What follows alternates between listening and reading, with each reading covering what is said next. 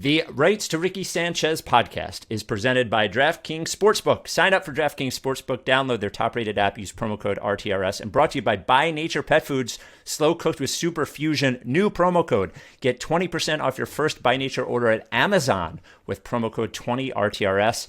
LL Pavorsky Jewelers, where Rights to Ricky Sanchez listeners go and get engaged, and Kinetic Skateboarding, get 9.1% off your first order with promo code Dave Silver. Boy, the show today.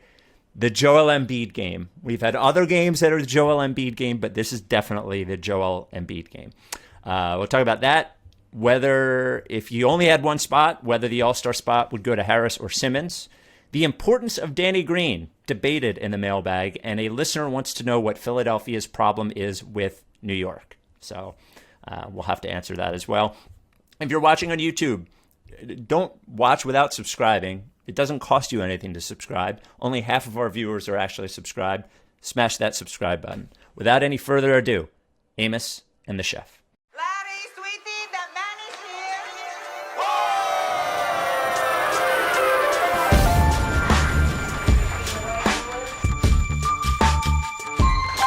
Say the name. I say the name. I say the name. We were right, y'all. We were right. Even when it went wrong, we were right. We was right, y'all. We were right. So say the name. Say the name. We were right, y'all. We were right. Even when it went wrong, we were right. We were right, y'all. We were right. So say the name. Say the name. Say the name.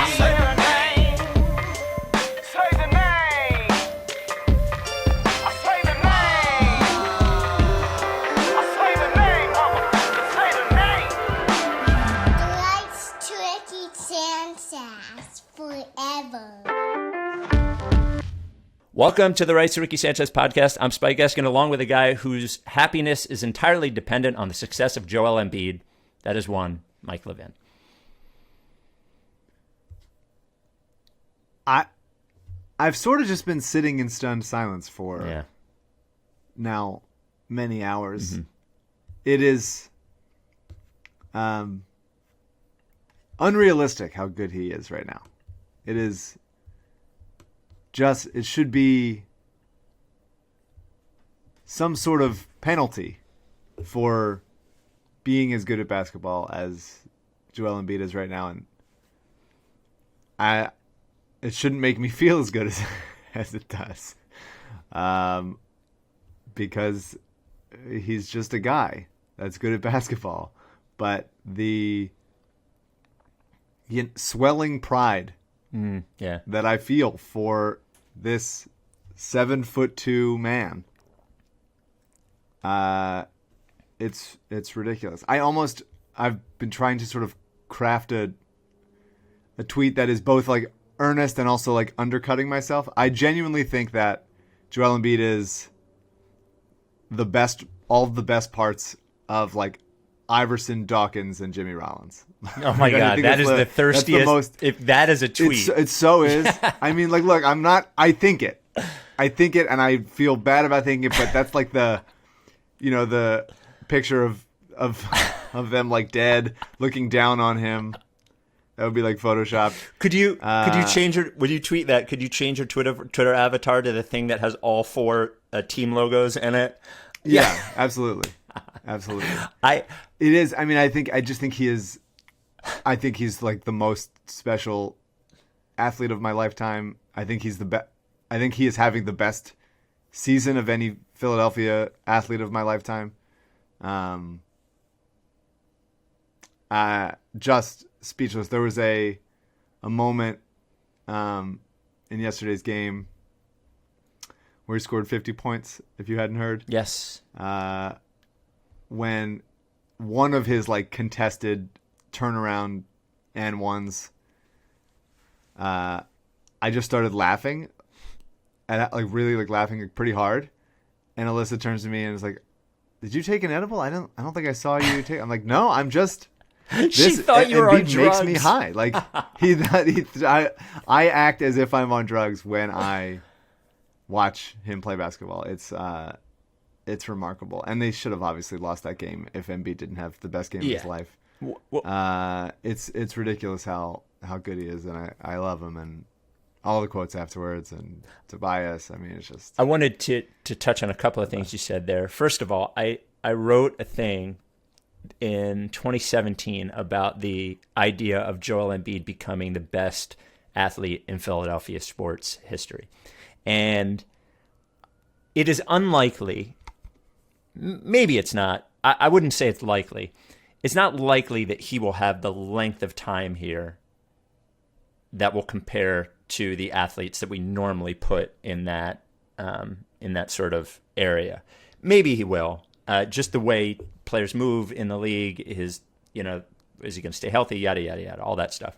But the thing that you said about him, how he's playing right now, certainly in my lifetime, there are very few Philadelphia athletes who have been very, very, very, very, very few who have been at this level consistently, even for a quarter of a season, or a half of a season.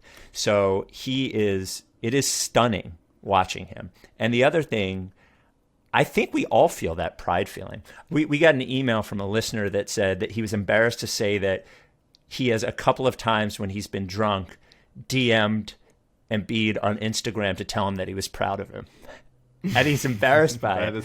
That is the energy that we're all bringing to the table right now. But I do think, it's weird to say that, but it's a nice feeling, it's a nice feeling to see somebody, and we talked about this with Zach on Low Post earlier this week, but it's a nice feeling to see him go through what he had gone through in the beginning, and even last year, with that season, and moments where it felt like, oh no, he might not want to be here anymore. Like, we were talking about that as a real thing.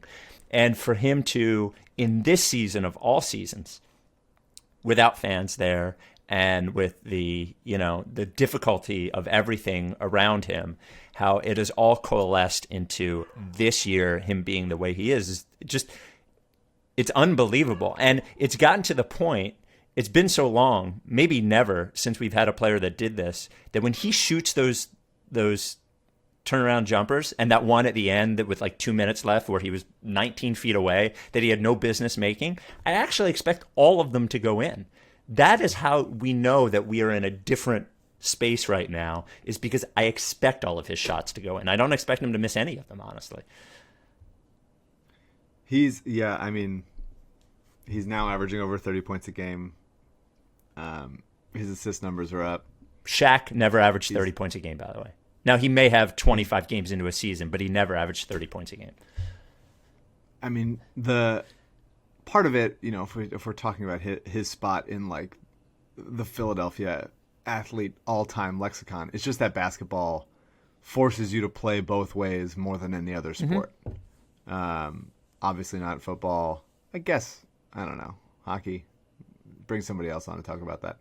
But and baseball, it's like, unless you're a catcher, really, you're not as active all the time as you are as a basketball player. Right. Shortstop or something. But otherwise, the defense is not something that people talk about all the time.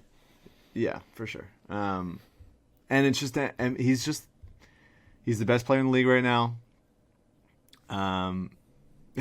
He's averaging 30.5 points a game on 17.8 shots, which is pretty remarkable. He's himself close to a 50-40-90 season. He's shooting 85.3% from the line, so in the ballpark. Yeah, I mean, I'm just going to run down a couple moments that I wrote down and laughed about. I mean, his turnarounds, either shoulder, contested, triple coverage, doesn't matter. But even with that, I thought it helps that your shot selection, I think his shot selection has gotten better, but I also think even the shots he probably shouldn't be taking, he's also making. So I guess that really helps with his shot selection. I think you can't say enough about his body control around the rim. Like, in traffic, navigating a bunch of guys, like always trying to take a charge against him, always trying to like get him low. Navigating that as the biggest guy on the court with while still having incredibly soft touch. The full court Euro step, just unbelievable. I mean, he had a ridiculous spin out of a triple team that he finished and put up softly, and still gets the line. So they started doubling him, even with Wendell Carter on him, and one time they didn't come quite fast enough, and Embiid was just like, okay, and then even as the double team was coming, he was dunking with two hands, because right now he is simply unstoppable by one person. And then defensive, like obviously you said the 22-foot step back to ice it. The one possession where Embiid and Tobias got like 6 offensive rebounds. Yeah, that was a great possession. And got fouled like 6 times that they didn't call. That was a genuine bullying, and not in a last year sense where the fake bullying. Yeah. He was a monster on the glass all night. I mean, and then defensively, like he blocked Wendell Carter on a fadeaway.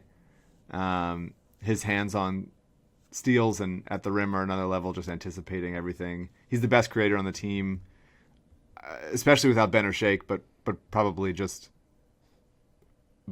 with everyone. It's unbelievable. It's unbelievable how good he is.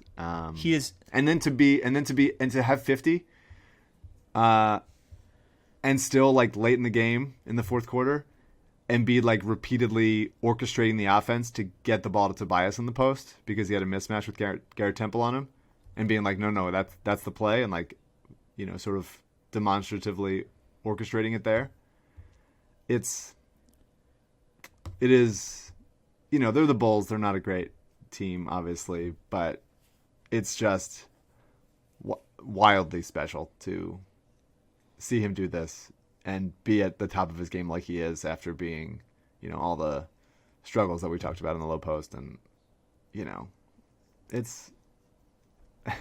we're just really lucky. And there's a world where we would have said the process worked if we got like one All-Star out of it, and like, ended as like the 3 seed once, and maybe, obviously postseason success remains to be seen, but Joel Embiid's the best player in the league, and he's healthy and he's having a great time, and I am also having a great time. It is a very special, unable to duplicate thing. Well, while I was watching last night, I thought of one of his funny earlier in his career quotes where he said that he learned to shoot by watching white guys on YouTube. Sure. But it reminded me when he was doing things last night, how many different players he looks like at different times, that I wonder if that he looks like a lot of his, like, how Kobe looked like somebody who just watched Michael Jordan and tried to do what Michael Jordan did. Like that's what Kobe always looked like to me, even his facial expressions and all of those things. When I watch Embiid, I see a guy who like watched a lot of YouTube of a lot of different players. So he does Dirk moves a lot of times. You see Dirk in him. You see Shaq in him. You see Patrick Ewing in him. You see Akeem Olajuwon in him. Like there are so many different, and then some Kobe as well. Yeah, right. Some Kobe. There are just so many different things in him that he is become, and what it all coalesces into is that nobody is like him, right? Like it's hard in history, even in the history of the NBA, to come up with a player of his size that has his varied skill set. You could probably say that if Olajuwon were alive today, or not alive, if he's alive, if Olajuwon were playing today, just killed him. Just killed him right here. He'd be shooting threes, and he was pretty versatile, but he was also not the size of Embiid. And you could say that David Robinson was incredibly versatile. But he wasn't nearly as dominant as Embiid is. So I don't think that there's a historical comparison to Joel, really. Given what he's able to do on the floor, it is a massively impressive thing. And we're only 30 games into the season, whatever. So people keep reminding there's a lot of season to go before the MVP award is voted on. But the truth is that when LeBron walks into the HGH store in Miami, it's like a hair salon, and he brings a picture of Embiid and says, like, this is what I want to be like. Like, that is the difference between... Those are nonsense sentences. No, it so isn't. many Like, odd things in that. that sentence. is I couldn't that is the decipher. difference between LeBron and Embiid right now. I would propose... He wants his hair. I would propose this. Yeah, oh, yeah, the hair's there too. That Embiid win the MVP, and they create another award for the person who is 36 and 80% of what he was at 30. And like they can give that award to LeBron, and then Joel can win the MVP, because the only people who think right now that LeBron is the MVP is one of like two kinds of people. One, a basketball writer who is on the Clutch payroll, or two, somebody who has been arguing on the internet for 5 years that LeBron is better than Michael Jordan and feels like this would give them more ammunition that they need. Because this year is not a lifetime achievement award. If it were, then LeBron would still come in second, as he is for his entire career second. Then he would come in second to Embiid. It is for this year. And if it's for this year, then Joel Embiid is not only the MVP, but as you said, the best player in the league. LeBron is second to Embiid in almost every statistical category, while also not as good if you just watch the games. You know, LeBron has a better chance. There's a better chance that someone could convince me that LeBron is not balding than he is the most valuable player. That's it. And To me, honestly, like doing the LeBron shtick of like that, it like lessens how good Joel Embiid is. Like, I don't even need to talk about any other players in the league. Like, he's playing a different sport. What people are going to do whatever they do, the media is going to do whatever they're going to do. But what is happening right now is just like a genuinely special thing. Like, look at his. I mean, just like I'm looking at his numbers, and it's like, it's. I mean, rarely do you see the combination of beautiful to watch and actually just looking at the numbers is making me like smile, bringing joy. He's unbelievable. He's the best player in the league right now, and he's the comments about, let's talk about that. Like the comments that Embiid's saying about like wanting to do it for Philadelphia, he plays for the fans, plays for the city, all that stuff. That is the Brian Dawkins, Allen Iverson part of it. I'm sorry that I'm this person now, but he's just so good that he's turning me into like a very earnest, sincere guy. So the quote afterwards, I'll just read the quote. Can I just read the quote? There's two specific quotes, I think, that I thought were good from Embiid. One, the fans are always there. So I think someone asked him about, because when he hit that turnaround, he motioned to the non-existent crowd in a very Embiid/Iverson way, and he said, "The fans are always there for me when I play. Always mention that playing in Philly. I always mention that playing in Philly, I have a lot of pride. I play for the fans and I play for the city. All my goals when it comes to basketball are related to the city of Philadelphia. So I feel like they're here with us even though they're not. I always feel their presence." It's like a made-up quote. Yeah. And then after the game, otherwise, he said, and this wasn't Philly related, but he said the only difference from last year is not so much above coaching. It's more about me being willing to dominate every single minute that I'm on the floor. Last year, I was going through a rough time.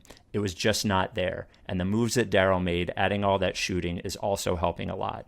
It's just about me turning the corner and me being willing to dominate every second, all on defense and on offense. I mean, yeah, true. And the Tobias quote already saying, "Who's the best kid?" When my kids ask who's the best player I played with, I'll say Embiid. Yeah, it's an honor to be out there with them on the floor. We're doing like a friggin' war movie out here, with just honoring our city and our country and shit. Embiid gets the Purple Heart of basketball.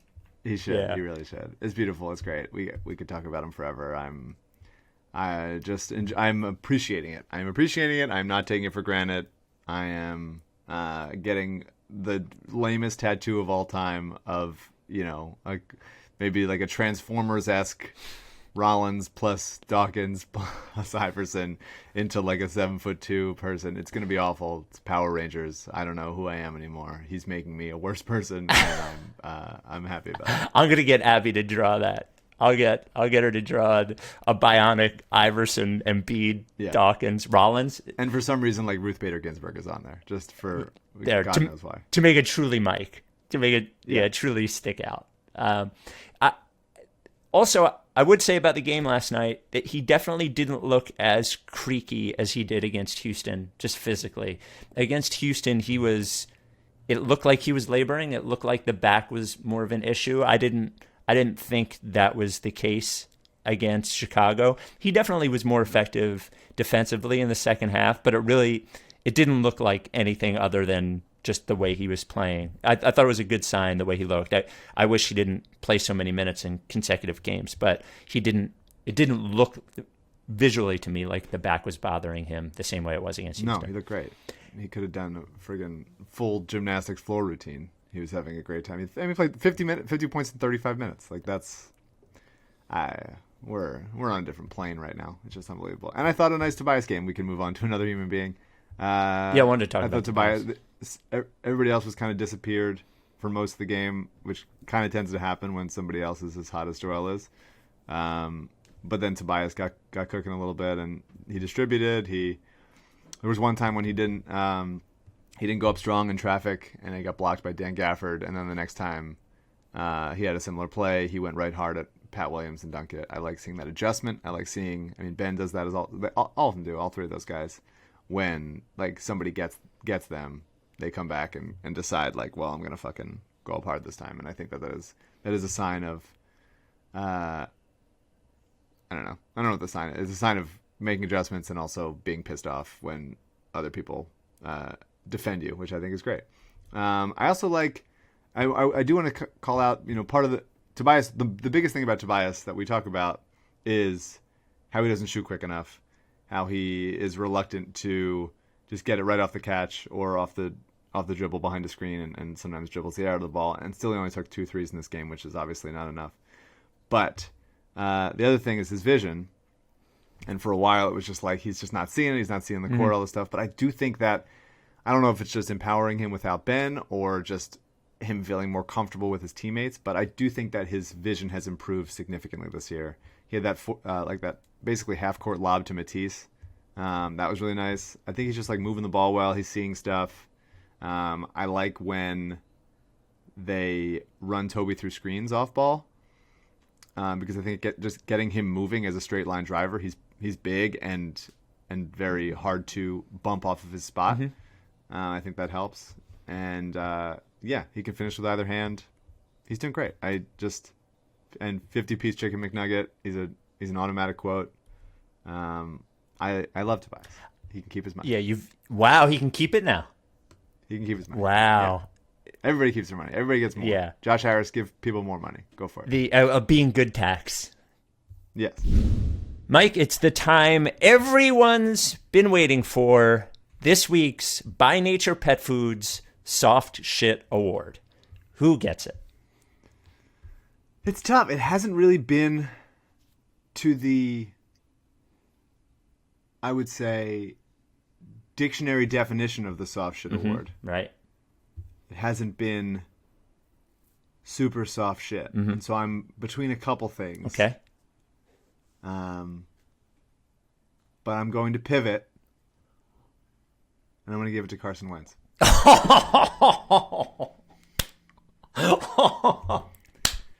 That is, dude, I thought you were going to come in with something weak. You came in with strong shit. You get the strong shit award. That's fair. Wow. Yeah. Well done. Get out of here. Enjoy Indianapolis. I never hear from you again, please. Goodbye. That is amazing. I love it. Speaking of soft shit, and By Nature got an email from someone who got one of the By Nature samples. He has 2 cats, And I thought it was a really good email about By Nature. I think I can officially say that our cats are addicted to By Nature. When we adopted them, the vets told us they might have a seafood allergy and that we'd likely have to monitor their diet. It's also likely they have a grain allergy, so that leaves us with limited food options. Before we tried By Nature, soft shit doesn't even begin to explain what we occasionally had to deal with. Think of it as a small-scale version of the Exorcist pea soup scene. Ever since we switched, I can honestly say that their business has been much more solid. They also both love it, which is a nice benefit. In fact, one of them now refuses to eat chicken. All she wants is By Nature. So that is a fucking great endorsement of By Nature. It is the soft shit award is named for By Nature because if you walk your dog, and in this case cat, you don't want to see like messy shit. It's hard to pick up, and it means that your pet's not healthy. No more soft shit when you switch to By Nature. No. Firm, well-formed shit is what you'll be picking up, and that's because it is healthier. Your pet is going to get more nutrients out of it because it's made better. It's just made better. It's more nutrient rich. It's slow cooked. It's made with better ingredients. This is all legit stuff, real stuff. Superfusion is what they call it. Better proteins, super ingredients, super probiotics, stuff that the sort of ingredients that you would see going into high quality human food, right? Apple cider vinegar, spinach, blueberries, ginger, coconut oil. And when you look at the ingredients, look what's listed first. It's always the protein. It's the salmon. It's the turkey. If you care about your pet and you want your pet to be as healthy as your pet can be, By Nature Pet Food is where you want to go. A new promo code and a new place to buy it. Amazon is a great place to buy By Nature Pet Foods. They have a whole store on Amazon now. Use promo code 20RTRS. 20RTRS at Amazon for By Nature. You'll get 20% off your first order. Also, they are Prime eligible, so free shipping as well if you're a Prime member. So By Nature Pet Foods never had a recall, been in business 40 years, family owned, family operated. Really great. So go to Amazon.com, look up By Nature, use promo code 20RTRS for 20% off your first order. By Nature Pet Food, the official pet food of the Ricky. You mentioned his playmaking without Ben. The other thing that increased over the last two games without Simmons there is he had 27 rebounds in the last two games, and 15 against Houston and then 12 against the Bulls. And you're talking about basically for his career, an 8 rebound a game guy, and the very few Tobias Harris went wild on the boards games. Like really just seems like he got 6 or 8 rebounds every single game. And he is certainly, not only has he made quicker decisions this year, but the taking advantage of his size or taking advantage of mismatches is like he went right at what's the rookie in the Pat Williams, is that his name? The rookie in the Bulls. He just went right at it. It was, I thought it was a great game for him, and much to AU's dismay, Tobias Harris continues to put up great game after great game after great game. So, yeah, the threes, and it's the thing that Let's talk for a second about the threes because again, I mean, Danny shot well, but there's just not enough guys. Like the whole bench total was 0 for 2 on threes. Like that's not what we should be doing. That's not what we should be doing. Is that really what it was? 0 for 2? 0 for 2. Korkmaz and Isaiah Joe each missed 1. That's it. Well, so Mike Scott hasn't taken a shot attempt. He hasn't even looked at the rim. Well, since he got back. He must be physically. I mean, he's never been shy about shooting. Mike Scott ever. Just let him. He was, I think, a couple. Might have been last year. I don't remember the years at this point, but either last year or the year before, when he got really really cold and he stopped doing stuff. There was a time when he just like couldn't, and he like stopped looking at the rim basically. It's frustrating. It is. What I wonder, and I almost brought it up when we were on with Zach, was like, prior to the season, we talked about, okay, here comes Daryl Morey, architect of the Rockets, in combination with D'Antoni, architect of the Rockets, like pace and space, just getting as many threes up as possible, whipping it around the corner, like every shot that you can take from three, if you're open, take that shot. And he's coming to Philadelphia, and here's Joel Embiid, here's Ben Simmons. Like, it's not going to be that. Right. But to go from I thought it would be closer. I thought it would be like, okay, we're taking this seriously. This is the, Daryl's philosophy in the league is, I think, at least attuned to math. 3 is more than and 2. the math says to take more threes, and the Sixers aren't doing it. So I did figure, and that's obviously in concert with Doc. Doc is not like a, wildly analytics guy. So I didn't expect it to be that, but I did think it would be closer, and I just wonder what Daryl's thinking as far as like, I've been this person for a long time. Here are my like guiding principles, and now I'm on this team, who is great.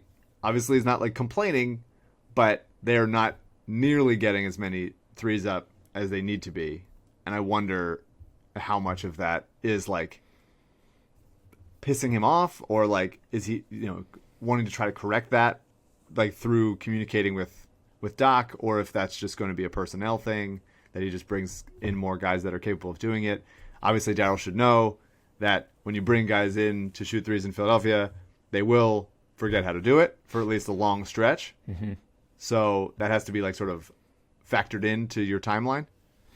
But yeah, I was just wondering. It's a curious thing that the Sixers are a Daryl Morey team is this low on the league, like 27th or whatever attempts per game in threes. So I think it's probably a couple of things. First of all, I would say that there's no chance that Daryl Morey doesn't notice. There's simply no chance.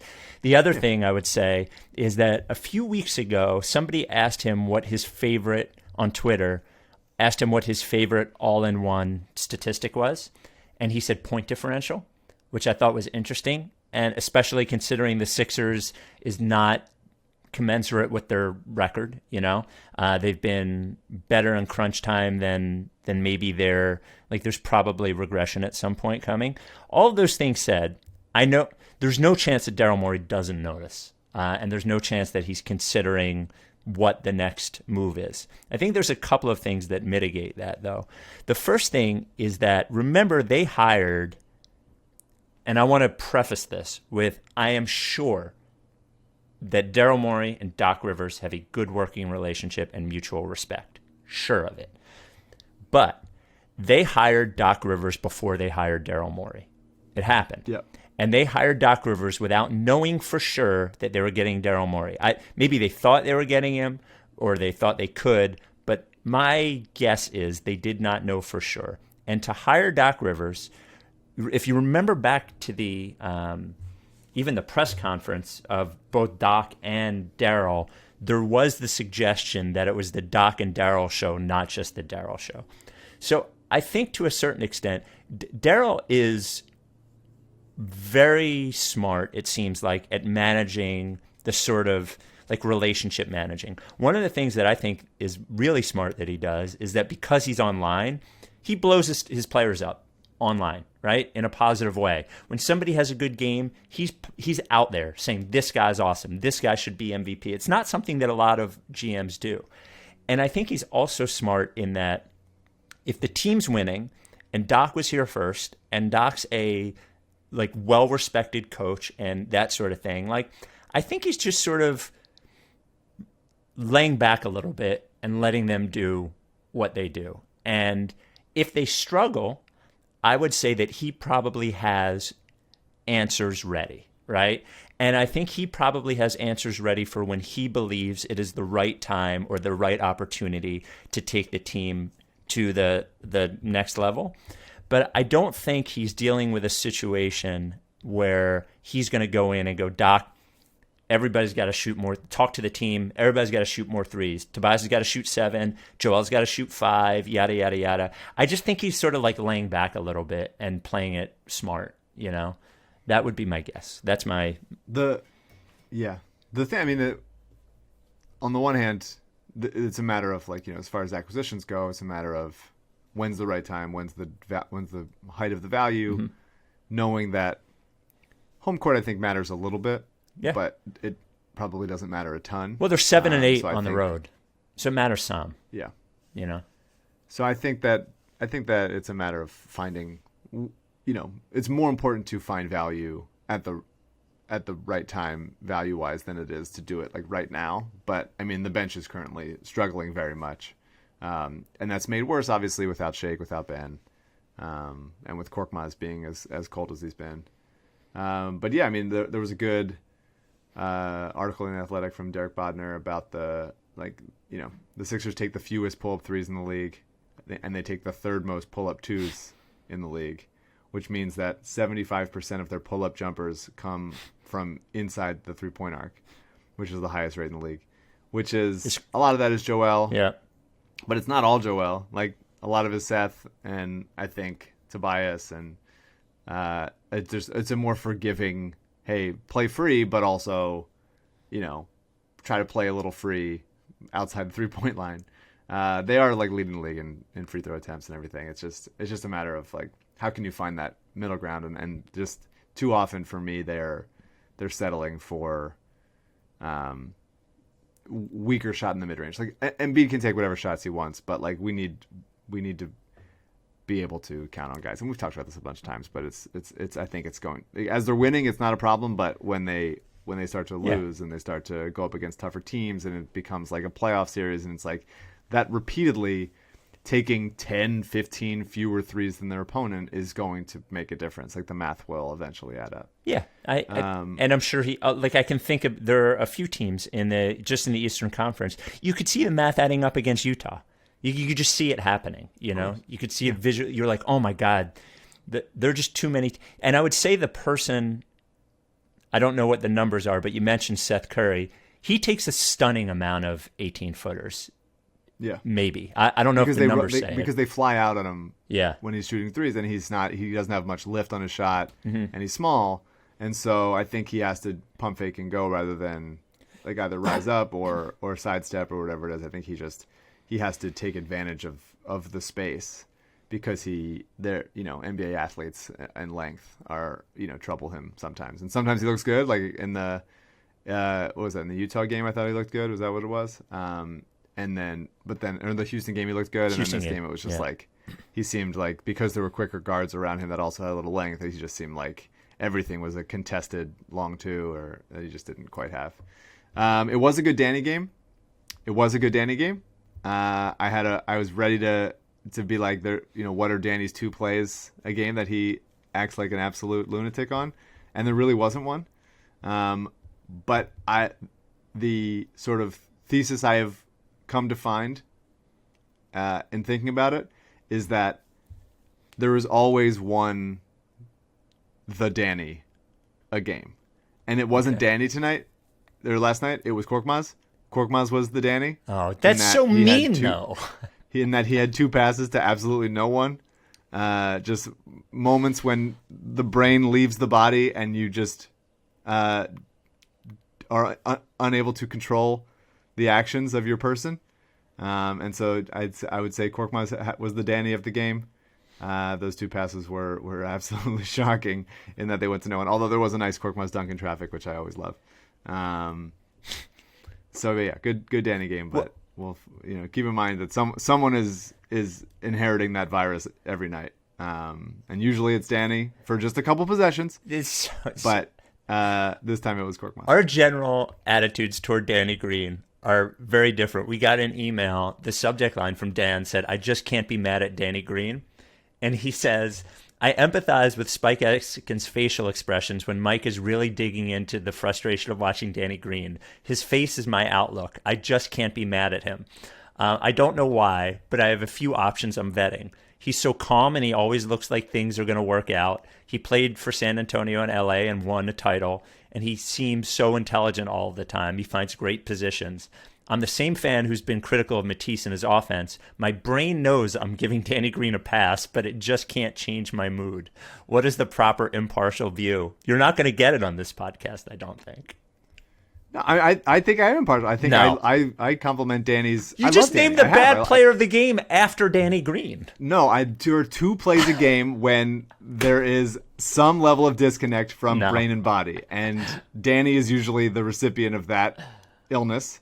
And this time it was Korkmaz for those two plays. I did think it was a pretty good Matisse game. It's fun to see Matisse kind of just like tour around the country covering some of the most explosive offensive players in the league, and seeing what he can do against them. And I thought like he did a great job on Zach LaVine, especially early on. I think Zach was basically scoreless like for most of the first quarter, and they kept. I think like they took Matisse out late in the first, and then Zach scored, and they were like, and Doc was like, "Oh, well, then you get the fuck back in there. You're gonna match his minutes basically." And I thought that was pretty cool for Matisse that Zach LaVine is the second leading scorer in the league, and Matisse is mirroring his minutes type of thing. But he dribbled off his leg and did a little annoying stuff offensively, but this is who he is. Without Ben, Matisse becomes like invaluable to this team. Yeah, way too important. He had a couple incredible blocks on Kobe White's jumpers. He had that huge deflection at the end off LaVine's leg to seal it. Like when he gets time, like he's just. It was interesting because I think that when he's in there for 18, 20 minutes a game, like you can tell he's going 100 all the time, and I think he actually settled in a little bit more in this game in that like he knew he was going to get a lot of minutes and didn't feel the need to gamble as much because he had his responsibilities. I feel like he's not gambling as much this year as he has in the years past, both at Washington and his rookie year. But yeah, I mean, I think he impacts the game on such a level defensively that there was another Athletic article that I read. I forget who wrote it, but like Matisse carries the defense when Joel's not there. Like Matisse obviously he hurts the offense like significantly, but as far as defensively goes, like you need him on the court when Joel is not, because then you have a chance. Because he needs to be able to disrupt things and cause turnovers because you don't have anybody to do what Joel does, essentially. Yeah. For sure. Even though Dwight, I thought had a good Dwight game, although the turnover with him and the Tyrese Maxey moment that Arcidiacono picked off was absolutely aggravating. It got me off my couch and almost throw something. But I thought he was more in control. I thought he was rebounding well. I thought he was going up strong. Like that was the best you're going to get from Dwight Howard type of game these days. I thought Matisse did a good job. I thought he did a good job on Zach LaVine. I thought a little bit of what Zach LaVine looked like in the beginning was a little Zach LaVine created. He seemed like he was short on his jumpers most of the night. I don't know how many road games they've done, but there's only so good a job that you can do on LaVine, who has just become his body has filled out in a like a noticeable way over the last couple of years, and he's become very sure of himself, and he's a fucking he's the kind of offensive player. I mean, did he end up with 28 points, I imagine, last night or something close to it, even though it seemed like it was a terrible 9 of 28 from the field with 30 points. Yeah. So but not, Matisse helped prevent him from the eventual, I thought there was going to be a string at some point where he hit 4 straight threes and basically broke the game, and he was never able to do that, Yeah. His combination of freakish athleticism and tough shot making is impressive. He's just sometimes takes bad shots, and Matisse forced a lot of those, and is mostly a 0 on the defensive end. Yeah, I think it's funny. He definitely runs out on shooters. It doesn't seem like he's like Lou Williams on defense, that he's not trying at all. He looks like he's trying. What was I going to say? I fucking lost it anyway. I like a lot of guys on the Bulls. He's a better passer. I would take 8 of them. Real quick, he's a better passer than he used to be too, LaVine. He's a better creator than he used to be. He's not like a point guard or anything, but he's better than he used to be, I think. Yeah. I mean, they basically hand him the ball and just tell him to go do stuff. And so, yeah, there's a lot of guys. The Bulls are bad, but there's a lot of guys on the team. I really I've always liked Wendell Carter. I think he's a good player, and I think Jim Boylan fucked him up, and I think he's gonna be good for a long time. Thad is always fun to watch. It's cool that he he doesn't really stand a chance defending Joel, but it was cool that he's out there doing it, and he still has that awkward hook shot that he can just sort of finish with. There's a couple guys on this team that I would absolutely take just to fill out the bench with, and they'd probably be bad because this is how it goes. But last year it was the Mavericks that had all those guys, and we ended up getting Seth. It was like, man, it'd be so nice if we had just one of these guys and we'd be okay. Yeah. And so I feel like the Bulls are that this season as far as bad teams go. Maxey, tough. Yeah.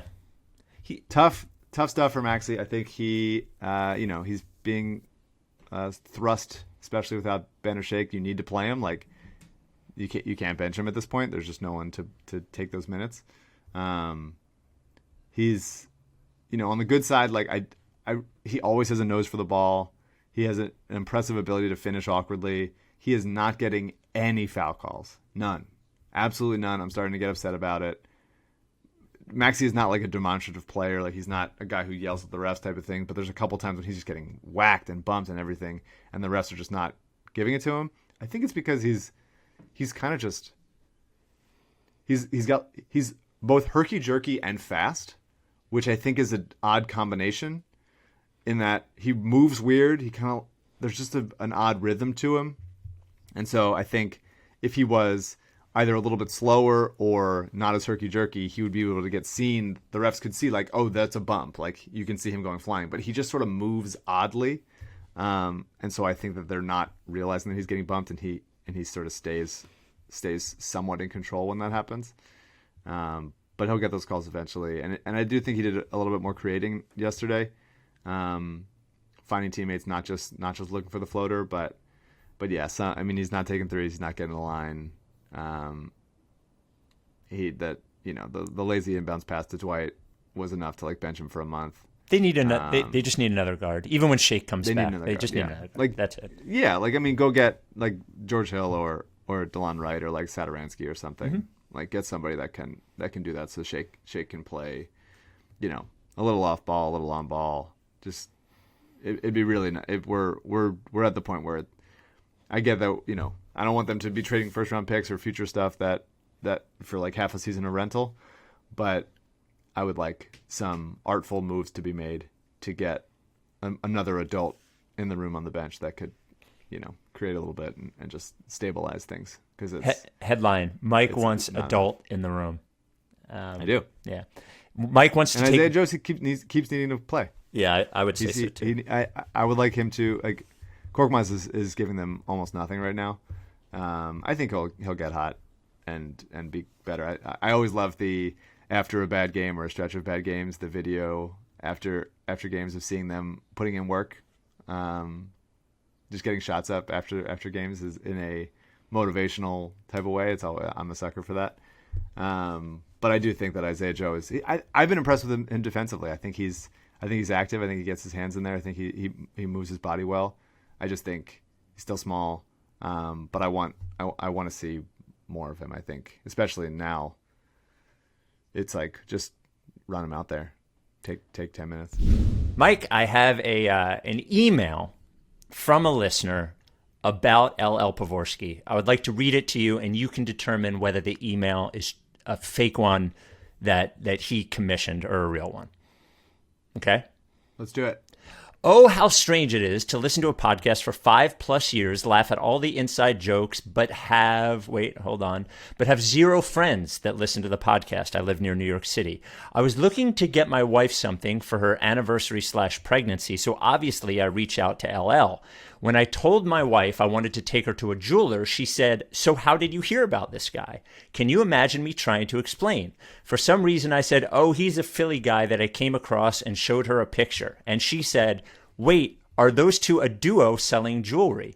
And I had to say, no, that's actually Furkan Korkmaz, but LL is the guy next to him. Eventually, I explained, whenever someone gets a dog, I say, well, trust that you're also getting a big barker. It's the same podcast that works with LL.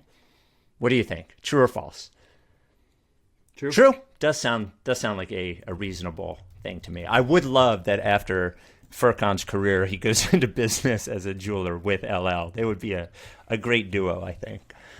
Until that point, LL has some help, but mostly a solo operation, was our original sponsor on the Rights to Ricky Sanchez podcast. People from all over. Look, you don't even have to be in Philly to get jewelry from LL Pavorsky or an engagement ring. We've seen engagement rings all the way across the country. I even think he has sold some international engagement rings to Rights to Ricky Sanchez listeners.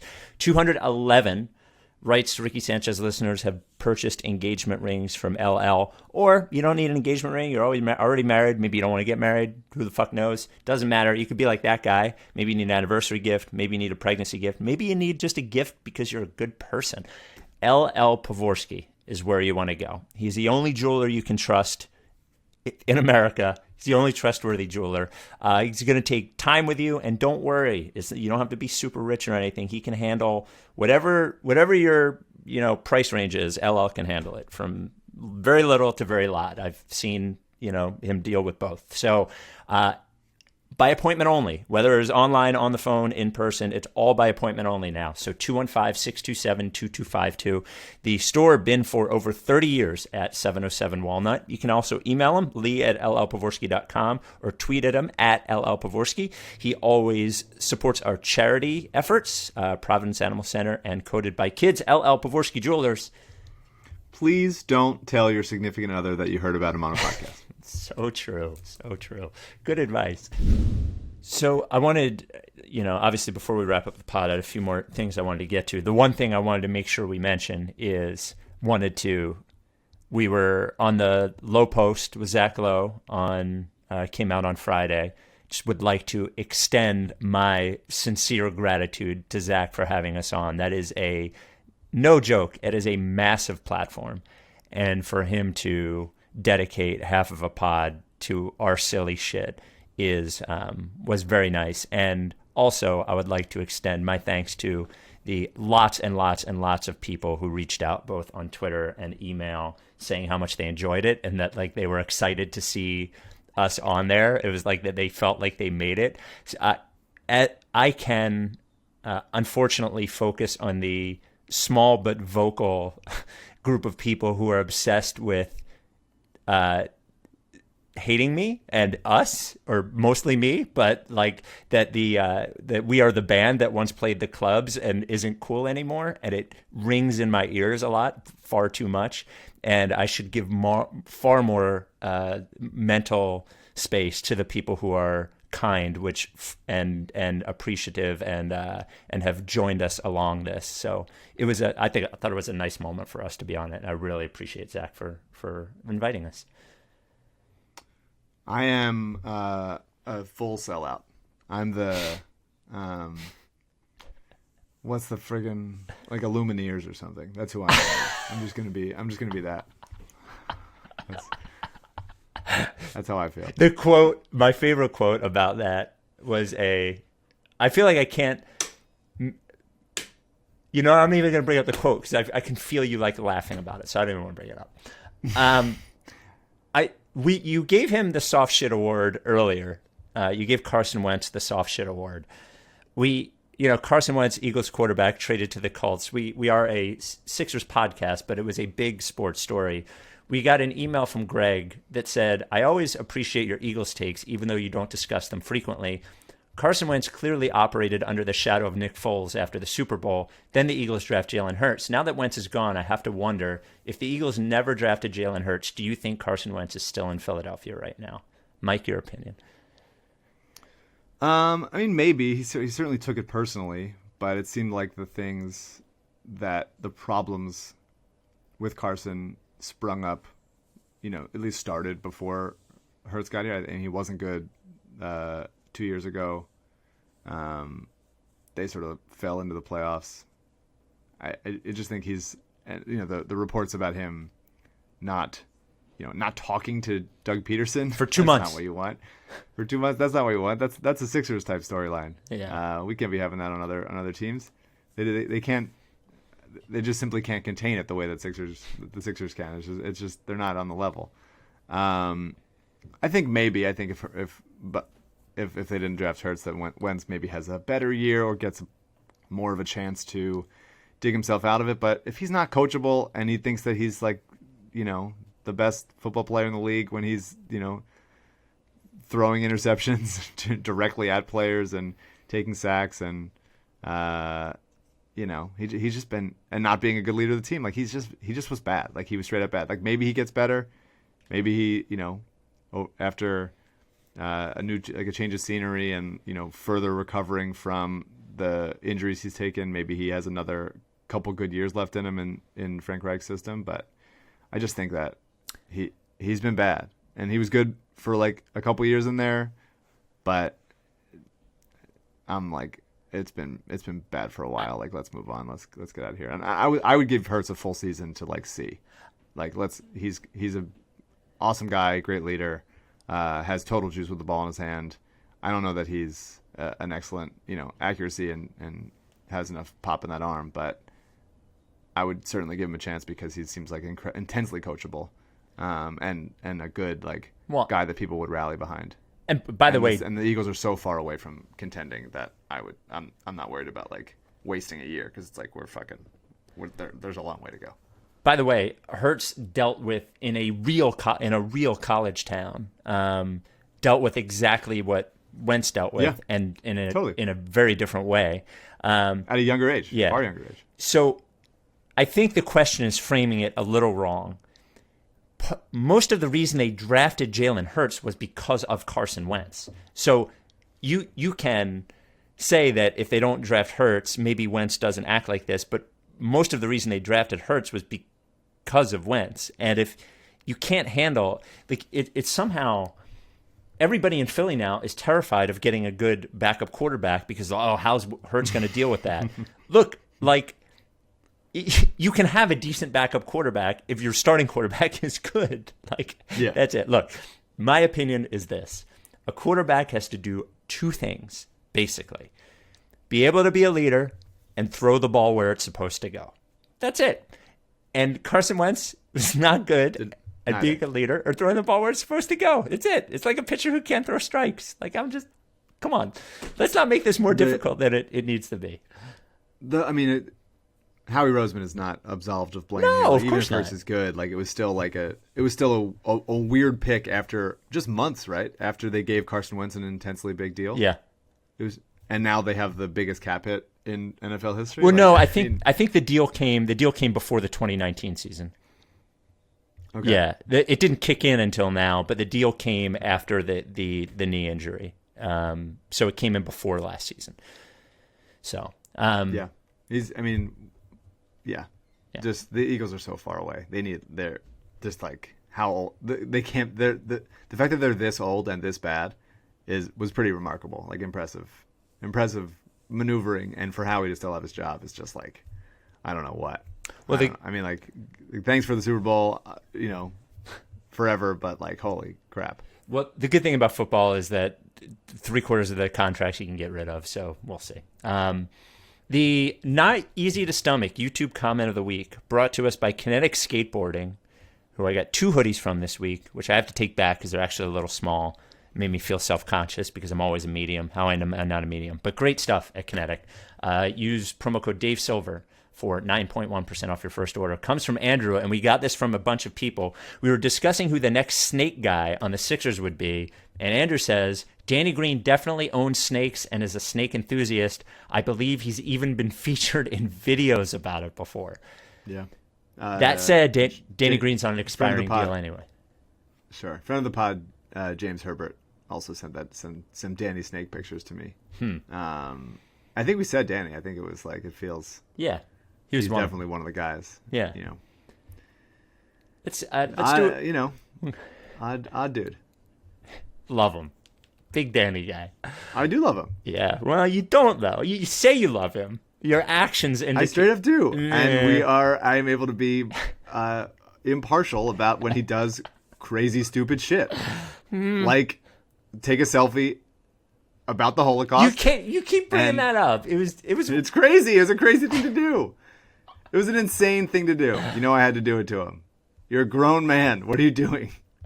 But he moves well on the court. He's a smart player. He's clearly helpful to winning, and occasionally he does intensely stupid shit. A couple of mailbag questions before we go. Remember, you can send them to rightstrickiesanchez@gmail.com. Include a basketball and a non-basketball. Upcoming, we're going to have to do a mailbag-only pod as we are far backed up with your great questions. This comes from Jacob.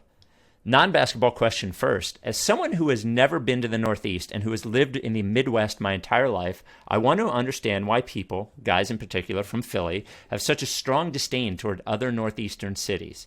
I always knew there was some bad blood, but I became intrigued when I heard Spike come off really strong against iconic New York City band The Strokes in the Carl Landry Record Club year-end pod.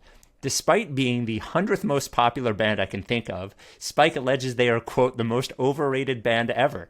That made me think, wow, this guy must really hate New York, huh? What's the deal?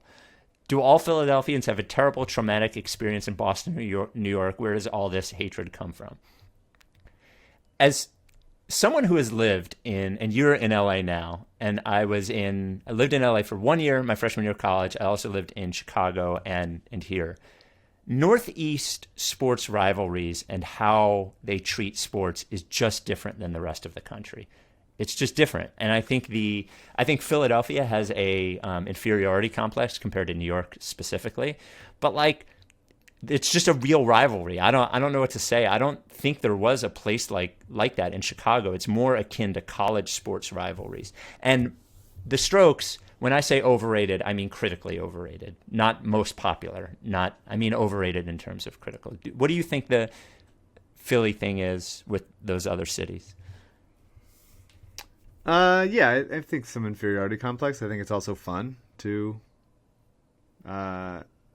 It's fun for Philadelphia to hate people in other cities and all that stuff. I like the Strokes. They're probably a little overrated, but I like them. Yeah, I don't know. I mean, it's just I agree that it's like more of a collegey thing. I think there are some truisms about Philadelphia that, you know, over the last 10, 15 years, maybe longer, maybe just based on the way that Philly fans are covered, whether Eagles fans are covered, Phillies fans are covered, etc.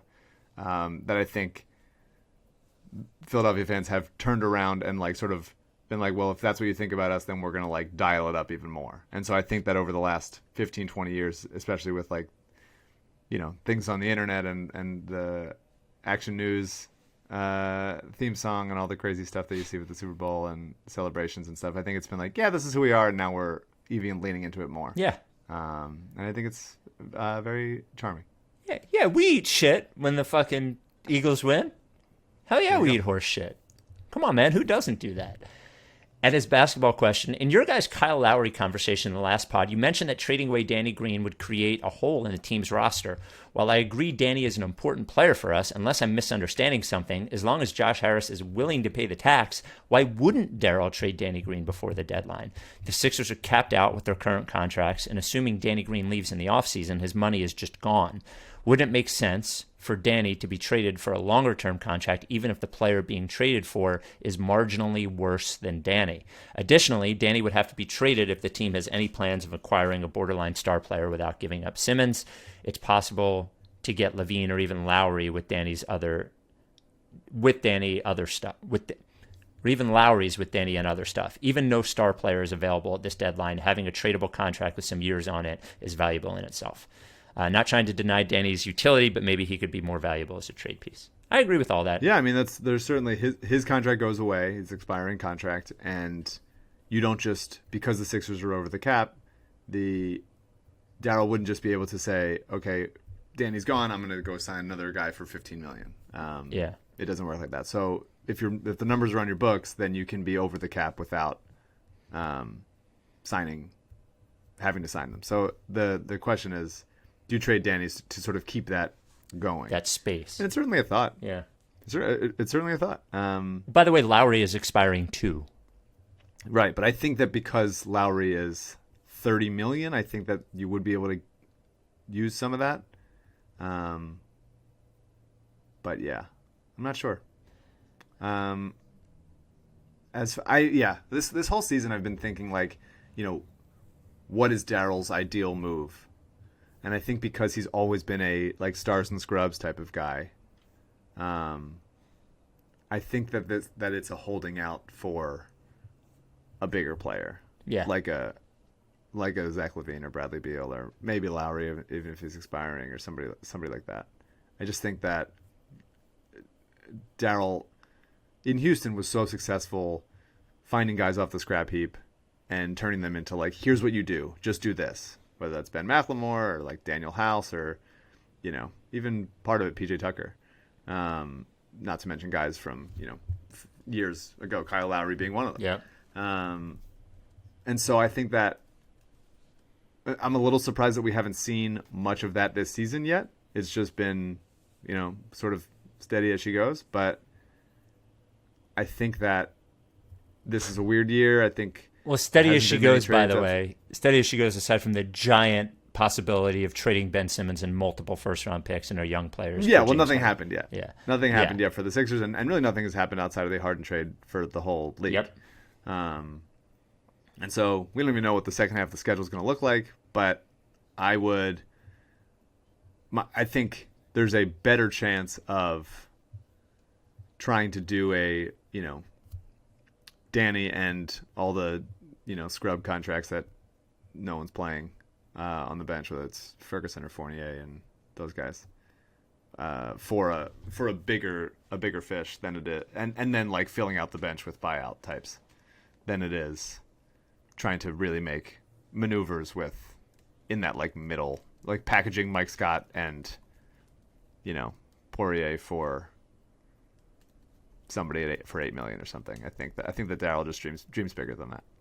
Yeah, well, and he has to be careful. Who knows how many moves they have in them, And he's right when he says that they are more asset rich than other contenders, but they're also less complete than other contenders too, I think. So they need a bigger piece, in my opinion, but we'll see. Two more. One from Simon, a non-basketball question. I'm interested because I know the answer to my field, but I don't know yours. Both of you went to colleges that are known to specialize in the fields that you later went into. If someone wanted to enter the entertainment industry, like in radio or comedy TV, how important is it to go into a school that prioritizes that? Love the pod as a younger fan, not born as a Sixers fan. I'm learning a lot that I wouldn't be able to hear elsewhere. Thanks. For your field, how important is that? It's not. Okay. It's not at all. It's if you want to be, I don't know, if you want to be work at an agency or a production company, maybe the interview process there is more like where'd you go to school type of thing. But I think because so much of this business is just like humans, like are you able to hang? Like do you seem like cool and competent type of thing? And no one's going to be like, did you go to college for that? I think especially in comedy writing or like production, like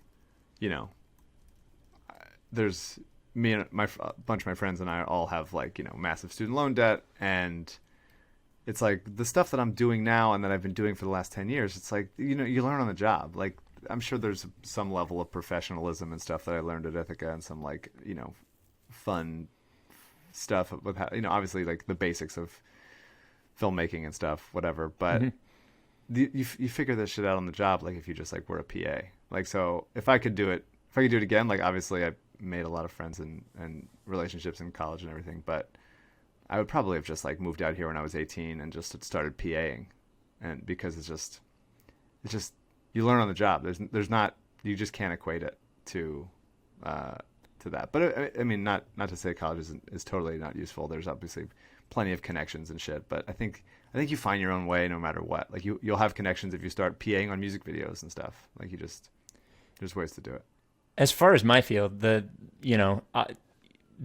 proven by the number of people who are able to write and podcast without a major, you can start it earlier than any, and you need less of that. So I went to Syracuse, and I thought they taught me good basics of it. And I think the most valuable thing of the college is if you can afford it, which most people can't, but the 4 years of figuring it out, where you have this excuse to go intern at this place or that place and learn. And it might be a little bit easier for you to get an internship or a part-time job if your internship, especially if you're in a school somewhere. So, but do not wait. What I would say at least for my field, content creation, whether it's sports or otherwise, do not wait for those internships. Start doing it. Fucking Sixers Adam, and then before that, Jake Pavorsky were doing it when they were, before they were able to drive. So you're behind if you're not doing it yet, would be my advice. And then final basketball question. This comes from Matt. We've seen playoff matchups take certain of our players off the court. Like Korkmaz can't play against the Celtics, but TJ could play more minutes in this series. If you look at the potential Eastern Conference matchups, who do you think would be the biggest swing players against each team? I'm generally thinking of non-starters. So he lists the Nets, the Bucks, the Celtics, and the Heat. The Nets, I think it's got to be Thibault, right? Yeah. From I think for sure. I think you could make the argument with Celtics also, because of both, Kemba and Jalen and Jason, and also Marcus Smart being able to hit all of his shots against the Sixers. I think Matisse is kind of key to all of them, but ultimately it's going to be about I don't know. The swing players is tough because it's like who's going to hit their shots, right? Because the crux of the offense is going to be run through Embiid. Tobias at this point, I think you can trust him to be maybe not hit this many shots when the defense tightens up in the postseason, but I think he's going to be doing his thing, and so it's just a matter of like how they double Embiid, how well he passes out of the post, and how well guys hit shots when the ball gets swung to them. And so it'd be really nice if Matisse like got a little warm for a month. Like that would be really cool. Yeah. If he shot like 42% from three for like a month on like 2 shots per game, like that would be awesome. But and Simmons will be given the like against a team like the Celtics, or if they play Toronto, or Simmons will be a player that will be interesting to watch this year compared to other years. For sure. I don't think that basically if you look at the bench players right now since Shake is out, between Maxey, Korkmaz, Mike Scott, Isaiah Joe, Dwight Howard, there's a really good chance that absolutely none of them are in the playoff rotation. Mm-hmm. So I think the 7 that you can count on are the main 5 starters plus Shake and Matisse. They're going to be in there in some way. And so really 1 or 2 more guys, and that's it. All right. Well, we will talk to you later this week. Sixers play Toronto on Sunday night, which 50 points. 50 points. Joel Embiid, best player in the league. We always knew it was going to be like this, but somehow it being like this is more of a delight than I would have imagined, actually. Yes, we were right, and it's good to say that, and not have any Fultz-like comeuppance. Maybe, I don't know. But yeah, it's what a special thing. 50 points. And the first time since Iverson in 2005. That's 16 years since we had like a really elite player like this. And that's a long time to go.